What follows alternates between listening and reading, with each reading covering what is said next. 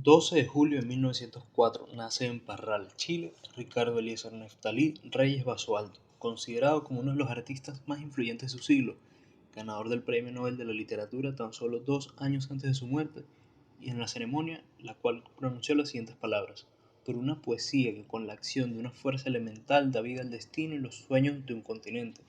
Cuenta con un doctorado honoris causa por la Universidad de Oxford y los rumores de su muerte fueron varios, y hasta hace poco tiempo se creía que esta fue a causa de un cáncer prostático. Sin embargo, en el 2023 se concluyó que su muerte fue provocada por envenenamiento por órdenes del gobierno de su país natal, el cual era presidido en aquel momento por Augusto Pinochet. Algunos autores y colegas hablaron muy bien de él. De hecho, Gabriel García Márquez se refirió a él como el más grande poeta del siglo XX en cualquier idioma, y Harold Bloom, crítico literario, señaló: ningún poeta del hemisferio occidental admite comparación con él, quien además lo considera como uno de los 26 autores centrales del canon de la literatura occidental de todos los tiempos. Este programa es traído a ustedes por Bahía, las tradiciones y culturas del mundo en un solo bocado. Ven, haz real todos tus sueños. Tecniciencias no solo son libros, es una experiencia de por vida. Es bueno, es hecho por Google. Dolce Parola, el sabor de las dulces palabras. Yolo, hace tu comida una sana experiencia. Come de verdad, come en Arturos. Bienvenidos a Poimetría, un podcast netamente cultural en el cual buscamos expandir la cultura de la poesía más allá del fanático de antaño, recordando este arte que nunca debió ser olvidado. En el capítulo de hoy hablaremos del poeta que para muchos es el más grande del siglo XX en todos los idiomas. Haremos un repaso por su biografía, sus obras insignes, leyendo y analizando algunas de sus piezas más destacadas e ilustres. Hijo del obrero ferroviario José del Carmen Reyes Morales y de la maestra de escuela Rosa Neftalí Paso Alto Paso, de ascendencia vasca, la cual murió de tuberculosis el 14 de septiembre de 1904, la vida de Neruda estuvo marcada por otra mujer, que no fue precisamente su madre, sino Trinidad Candia Marverde, la cual fue la segunda esposa de su padre y que fue llamada Mamadre por Neruda. En 1910 ingresó al Liceo de Hombres de Temuco, donde cursó todos sus estudios hasta terminar el sexto año de Humanidades en 1920. El 18 de noviembre de 1920, el joven poeta, poco antes de dejar y siendo presidente del Ateneo Literario del Liceo de Temuco, obtuvo el primer premio en las fiestas de la primavera de la ciudad. Al año siguiente, debió dejar su tierra para buscar en la capital un nuevo destino. En marzo de 1921 se radicó en Santiago y comenzó sus estudios de pedagogía en francés en el Instituto Pedagógico de la Universidad de Chile. Aunque no tenía gran interés en la pedagogía, le interesaba el francés para poder leer poesía en dicha lengua. El entorno natural de Temuco, sus bosques, lagos, ríos y montañas marcaron el mundo poético de Neruda. En dicha ciudad escribió gran parte de los trabajos que integraron Crepusculario, su primer libro de poemas. El 18 de julio de 1917 publicó su primer artículo llamado Entusiasmo y Perseverancia en el diario La Mañana de Temuco. En 1918 publicó Mis Ojos y apareció en la revista Correvuela, donde se publicaron otros 3 poemas suyos, que entre este año y 1922 escribió artículos que fueron publicados en diferentes periódicos, como La Mañana de Temuco, El Diario Austral y en revistas literarias Estudiantes de Temuco, Revista Austral de la Valdivia y Ratos Ilustrados de Chillán. En 1919 publicó 13 poemas en la revista Correvuela. Comenzó a contribuir en la revista literaria Selva Austral y obtuvo el tercer lugar en los Juegos Florales del Maule con su poema Comunión Ideal o Nocturno Ideal. En 1920 conoció a Gabriela Mistral, una de las poetas más importantes del siglo XX, educadora que consiguió el galardón más importante de la literatura, siendo este el Premio Nobel, y siendo la primera mujer iberoamericana en conseguirlo. Por entonces, era directora del Liceo de Niñas de Temuco, de cuyo encuentro Neruda recordó: ella me hizo leer los grandes autores de la literatura rusa que tanta influencia tuvieron sobre mí. Fue elegido presidente del Ateneo Literario del Liceo de Temuco y prosecretario de la Asociación de Estudiantes del Cautín, y este año, el 28 de noviembre precisamente, ganó el primer lugar de poesía en la fiesta de la primavera de Temuco. Y bueno, antes de seguir con el segundo bloque de este capítulo, vayamos con un poco de publicidad. Tecniciencias, la magia de los libros en un solo lugar. Todo en libros, juegos de mesa, recursos didácticos y mucho más.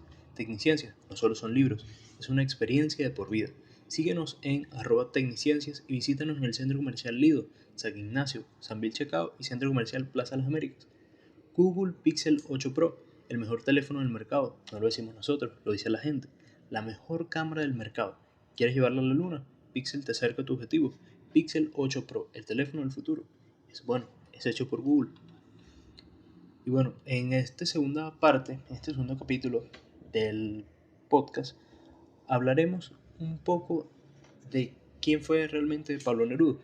Y es que en octubre de 1920 comenzó definitivamente a firmar todos sus trabajos bajo el seudónimo de Pablo Neruda, y fue esencialmente con el propósito de evitar que su padre sintiera un malestar por tener un hijo poeta, ya que en este tiempo, y hasta en los tiempos actuales, un artista siempre es juzgado por la sociedad, siempre es marginado por ser diferente o por pensar diferente al resto. Y aunque realmente este nunca se sentó y escribió o le dijo a alguien por qué su nombre, se tienen algunas dudas de que haya podido ser en honor al escritor Jean Neruda, del cual leyó un cuento por aquellos años y le causó una honda impresión. El 14 de octubre de 1921 obtuvo el primer premio en la fiesta de la Federación de Estudiantes de Chile con el poema La canción de fiesta, el cual fue publicado posteriormente en la revista Juventud.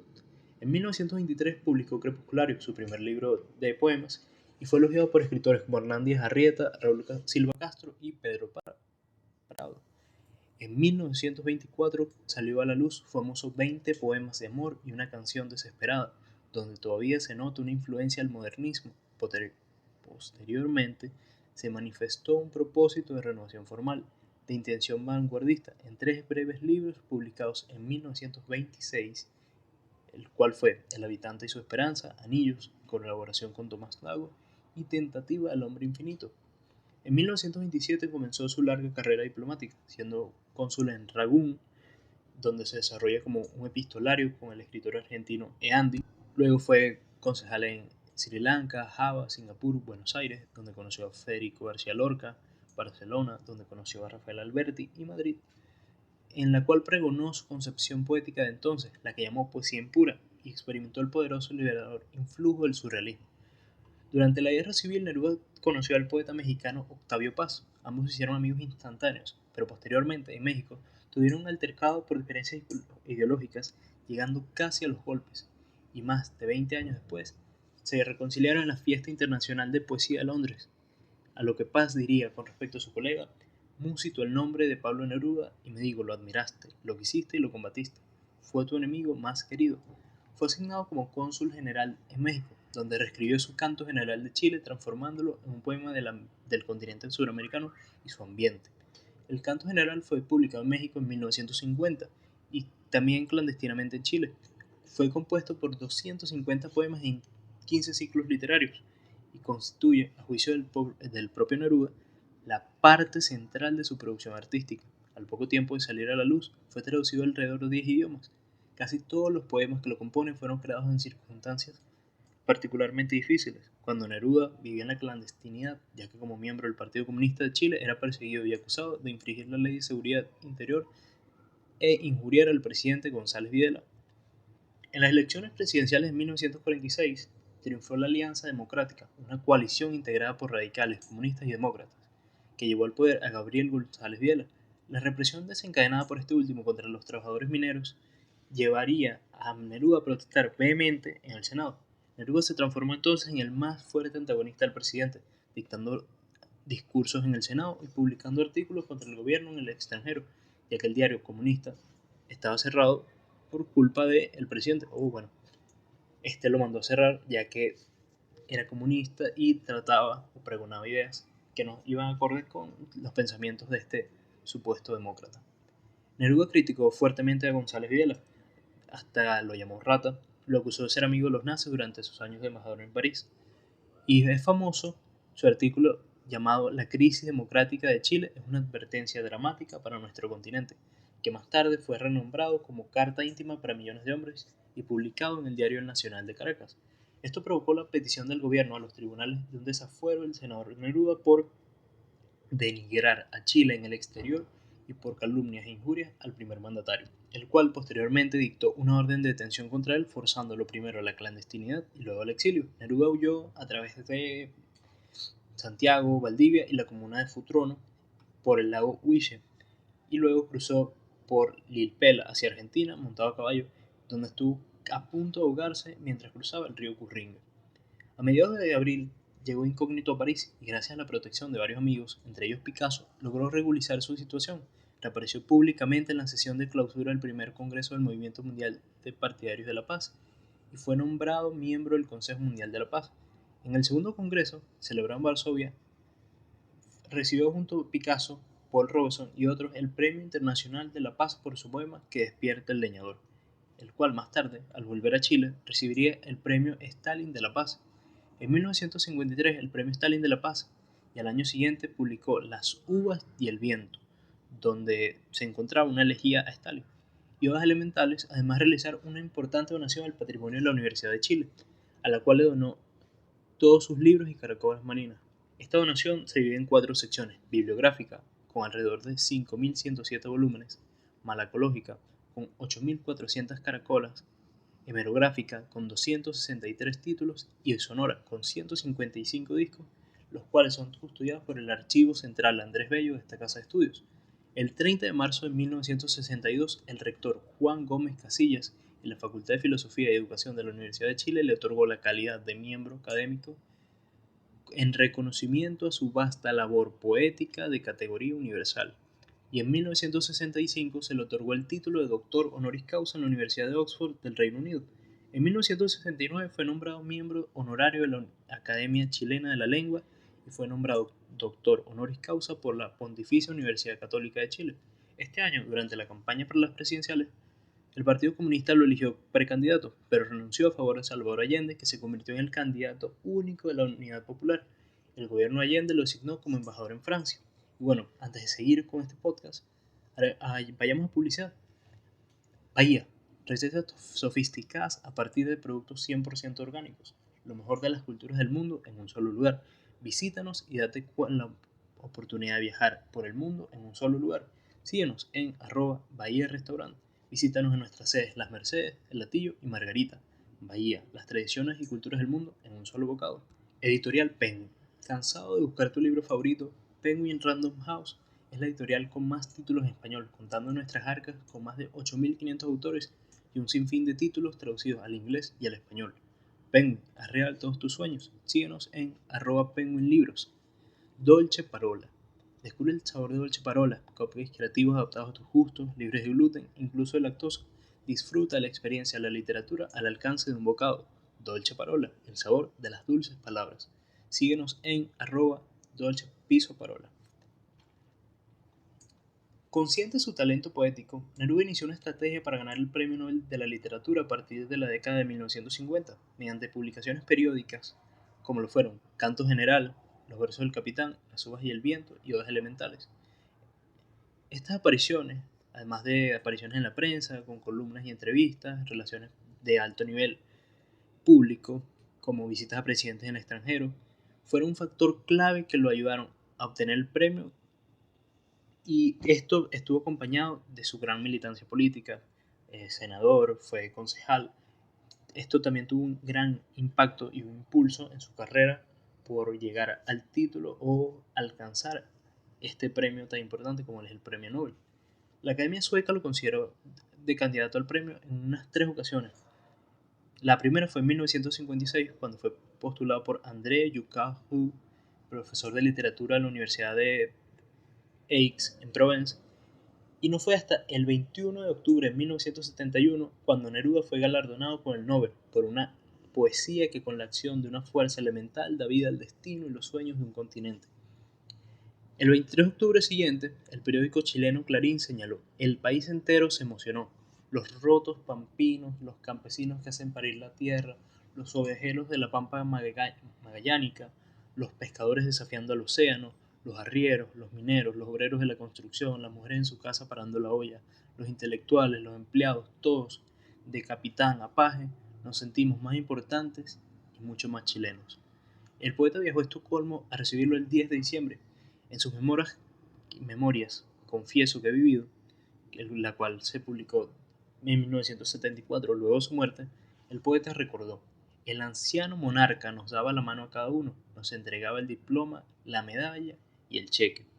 Se dice, o le dijeron a Matilde Urrutia, su esposa, que el rey estuvo más tiempo conmigo que con los otros laureados, que me apretó la mano con una evidente simpatía, y tal vez haya sido una reminiscencia de la antigua gentileza palaciega hacia los juglares. Su última aparición en público fue el 5 de noviembre de 1972, cuando el pueblo chileno realizó un homenaje al poeta en el Estadio Nacional. Y en febrero de 1973, por razones de salud, renunció a su cargo de embajador en Francia. Después del golpe militar del 11 de septiembre, su salud se agravó y el 19 de septiembre fue trasladado de urgencia desde su casa de Isla Negra a Santiago, donde murió en la clínica Santa María a las 10:30 de la noche del 23 de septiembre. La casa de Neruda en Santiago fue saqueada después del golpe encabezado por el general Augusto Pinochet y todos sus libros fueron incendiados. El funeral del poeta fue realizado en el Cementerio General. Al mismo acudieron los miembros de la directiva del Partido Comunista, y a pesar de que eran perseguidos por el régimen, los asistentes estaban rodeados de soldados armados de ametralladores. Se escuchaban desafiantes gritos de homenaje a él y a Salvador Allende, junto a la entonación de la Internacional. Después del funeral, muchos de los asistentes que no pudieron huir acabaron engrosando las listas de desaparecidos por la dictadura. Los restos de Neruda descansaron primero en el mausoleo de la familia Ditborn, que les había cedido un espacio, y 7 meses después fueron trasladados al nicho 44 del módulo de México. El 11 de septiembre de 1992, los restos de Neruda y Matilde Urrutia, su esposa, fueron exhumados y llevados para un velatorio ceremonial en el Salón de Honor del ex Congreso Nacional. Al día siguiente se dio cumplimiento al deseo del poeta, que sus restos fuesen enterrados en su casa de Isla Negra, y en ese lugar todas las demás pertenencias son ahora un museo administrado por la Fundación Pablo Neruda. En noviembre, Patricio Bustos, director del Servicio Médico Legal de Chile, dio a conocer los resultados de exámenes toxicológicos realizados en Estados Unidos y España y descartaron que Neruda hubiese sido envenenado y confirmaron que falleció producto de un avanzado cáncer de próstata. Sin embargo, Rodolfo Reyes, sobrino del poeta, insistió que terceras personas habían estado involucradas en su muerte y anunció que pediría nuevas diligencias. En 2015, el Programa de Derechos Humanos del Ministerio del Interior de Chile entregó a Carroza un informe redactado por Francisco Ugaz Tapia, Rodrigo Lledo Vázquez y Hugo Páez Lazo. Este es el secretario ejecutivo y jefe del área jurídica y abogado del dicho programa, en el que concluían que resulta claramente posible y altamente probable la intervención de terceros en la muerte de Neruda. Sin embargo, la Fundación Neruda, a través de su director ejecutivo Fernando Sáez, declaró al respecto que esta noticia no es ninguna noticia, que se trata de una presunción de ellos y que cualquier información fidedigna sobre el fallecimiento del poeta depende del resultado científico. La reinsumación de los restos de Neruda en su tumba de Isla Negra estuvieron a cargo del SML y de la PDI el 26 de septiembre del 2016. Las dudas sobre la muerte de Neruda persistían debido a que en el informe, en mayo del 2015, los especialistas españoles habían encontrado estafilococo dorado, una bacteria ajena a los tratamientos del cáncer y que, cuando es alterada, resulta altamente tóxica, que puede acelerar los riesgos de muerte de una persona. Dos laboratorios, uno en Canadá y otro en Dinamarca, iniciaron en febrero de 2016 una serie de peritajes para tratar de determinar si hubo o no alteración del estafilococo. La Fundación Pablo Neruda, mientras tanto, había comenzado a pedir desde el 2015, más de 2 años después de la exhumación por órdenes del juez Mario Carroza, la devolución del cuerpo para que pudiera volver a su tumba en el patio de la Casa de Isla Negra. Tras la obtención de las muestras necesarias para los futuros peritajes, el juez se dispuso a la reinsumación de los restos del premio Nobel el 3 de marzo del 2016. El reentierro se celebró el 26 de abril de ese año y un día después se celebró un funeral popular en el ex Congreso Nacional organizado por su sobrino Rodolfo Reyes. Bernardo Reyes, sobrino, nieto y la fundación criticaron este acto, que contó con la asistencia de artistas y figuras políticas como los entonces presidentes del Senado y la Cámara de Diputados, los que fueron Ricardo Lagos Weber y Osvaldo Andrade. Nos parece completamente absurdo que un acto judicial como es la devolución de los restos, que fue una cosa que habían pedido ellos desde hacía más de un año, se terminase siendo un evento populista que, o sea, defienden sus sobrinos, que no era algo que le hubiese gustado a Neruda. Sin embargo, el 20 de octubre de 2017, el panel de expertos de la parte internacional, o sea, de la investigación, sea los investigadores españoles, de Dinamarca, de Estados Unidos y Canadá, confirmaron que Pablo Neruda no murió de una caquexia cancerosa, sino que en su certificado de fallecimiento habían estado equivocados o habían dado un diagnóstico erróneo y se concluía que fue por unas terceras causas que no se encontraban marcadas en papel, que probablemente siempre hayan sido desconocidas por los médicos de aquellos tiempos. Finalmente, después de esperar por varios años, los resultados de los restos de Neruda llegaron el lunes 13 de febrero del 2023 y fue Rodolfo Reyes, su sobrino, quien anunció en la conferencia de prensa que Pablo Neruda fue envenenado. Según el informe del Comité Científico Internacional, conformado por los expertos de Canadá y Dinamarca, que la bacteria, perdón si me equivoco, Clostridium botulinum, fue encontrada en el cuerpo que no tendría por qué haber estado en la osamenta de Neruda. Y eso quiso decir que Neruda fue asesinado y que hubo una intervención por agentes del Estado. Esto lo afirmó el sobrino de Neruda en dicha conferencia. Y bueno, antes de finalizar, vayamos a un poco de publicidad. YOLO. Recuerda, siempre hay un YOLO para cada ocasión. El mejor griego del mundo. Yogur con probióticos y libre de grasas trans. YOLO. Haz de tu comida una sana experiencia. Síguenos en @YOLO Piso Venezuela. Arturos. Pollo de la mejor calidad y la cadena de comida rápida para las familias, los más pequeños del hogar y donde se crean momentos inolvidables para todos. Disfruta de nuestros viernes de promoción con combos desde $2 y $3. Come de verdad, come en Arturos. Síguenos en @Arturos de verdad.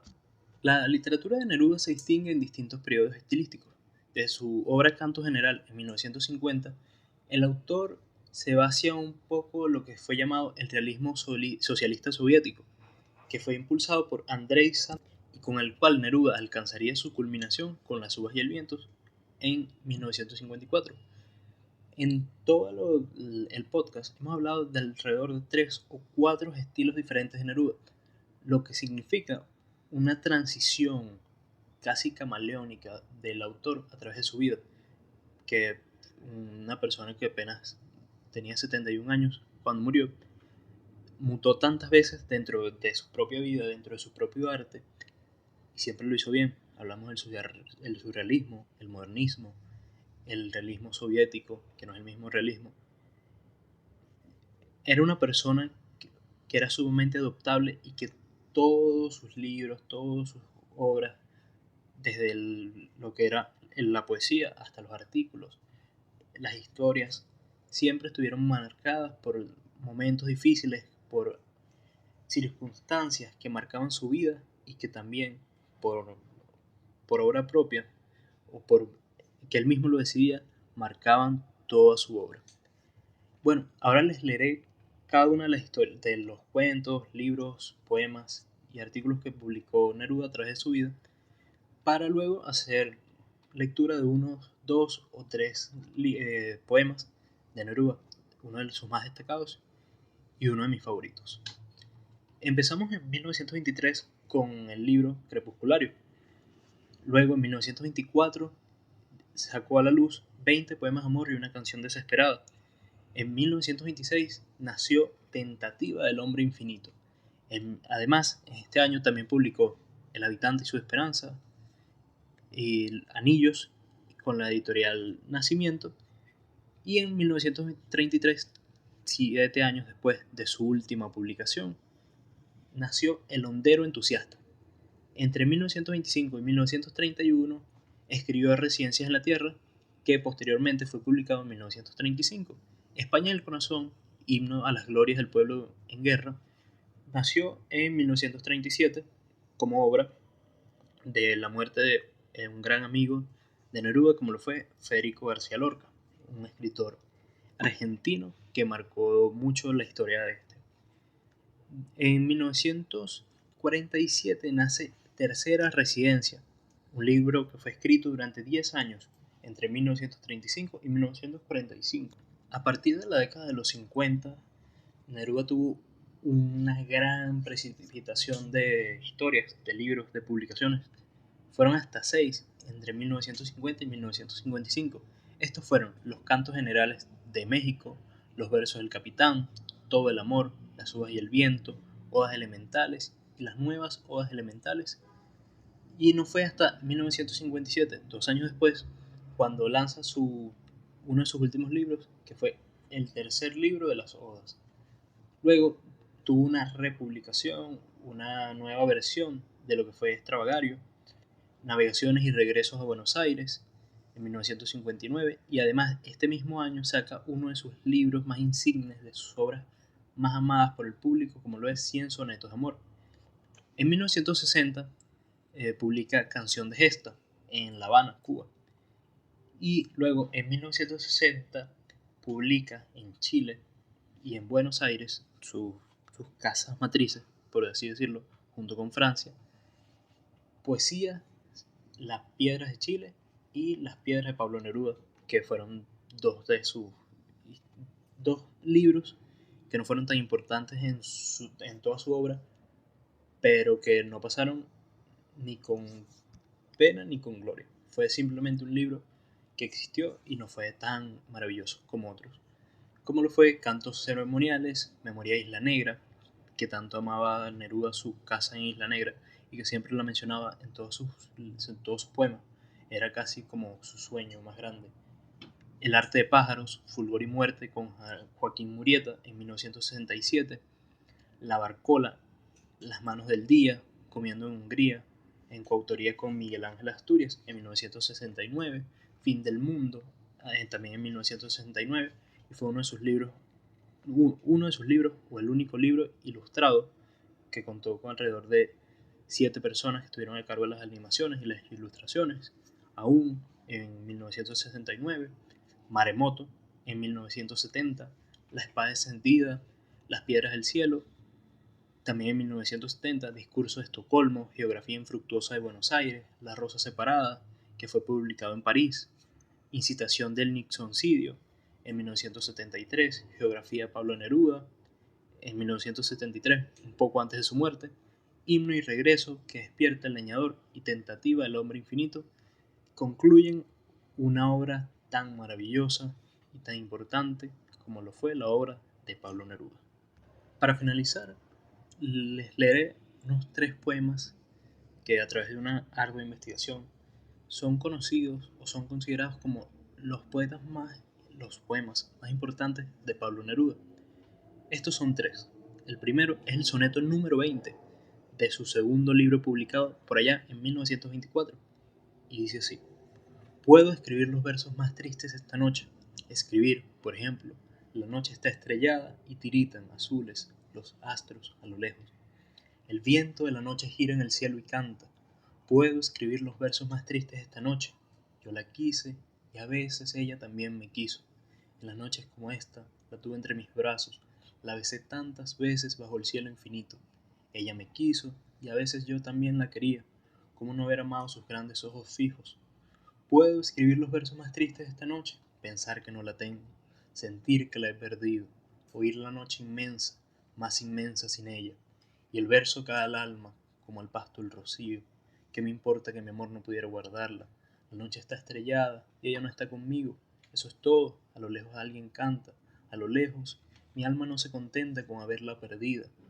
Como para acercarla, mi mirada la busca, mi corazón la busca, y ella no está conmigo. Yo la quise, y a veces ella también me quiso.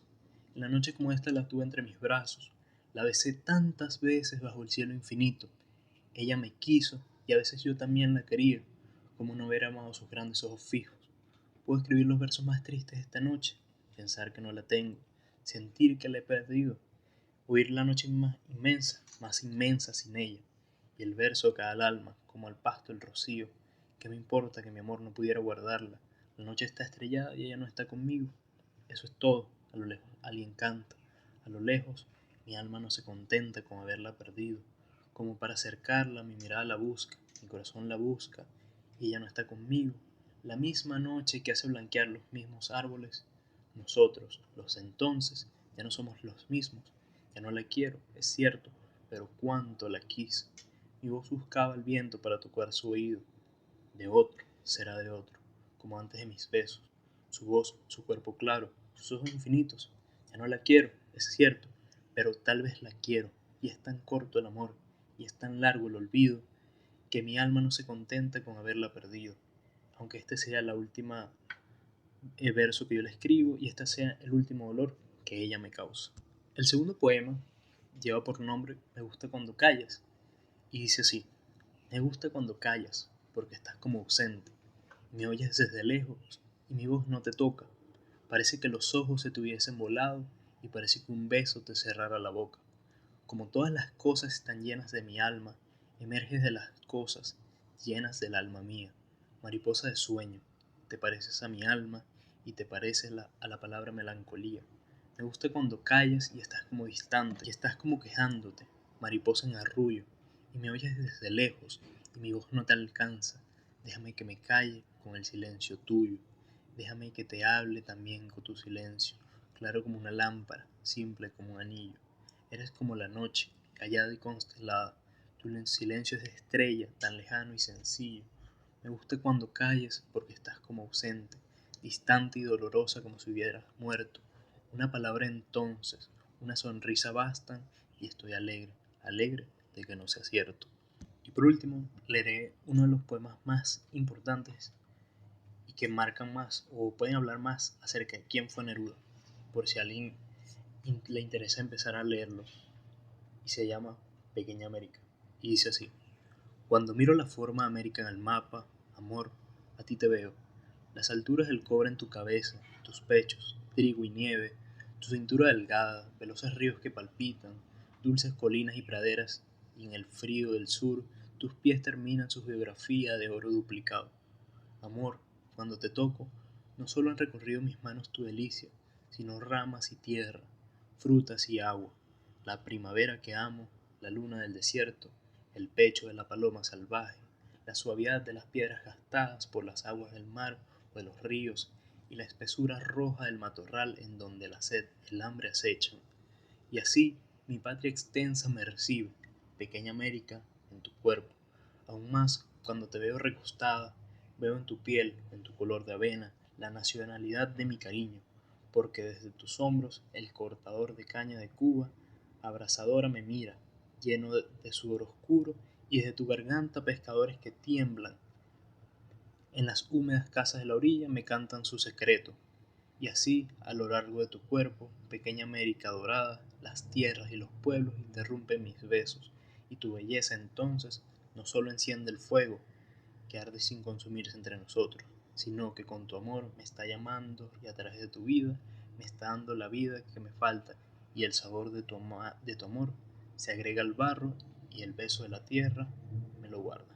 Bueno, esto ha sido todo por el día de hoy.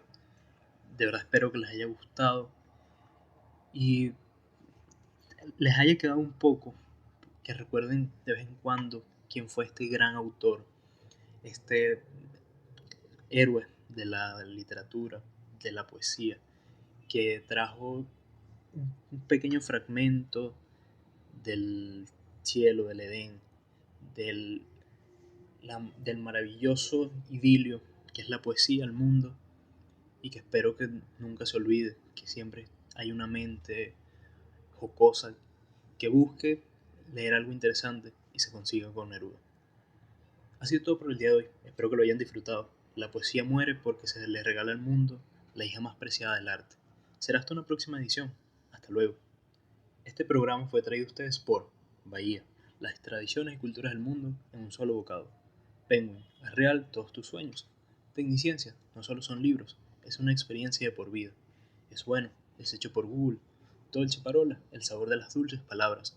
Yolo, hace tu comida una sana experiencia. Come de verdad, come en Arturos.